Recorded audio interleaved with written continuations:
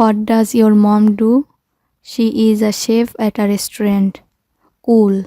That means she is a good cook? Yes, she is a great cook. Where does she work? She works at an Italian restaurant. What is your dad like? He is funny, he's very friendly. What does he look like? He is tall and big. Oh, how old is he? He is 45. Who are your friends? Tom, David, and Anna. Are they students? Yes, they are. They all study business. Are they from around here? No, they are all from different cities. Are we there yet? No, but we are close, I think. How close are we?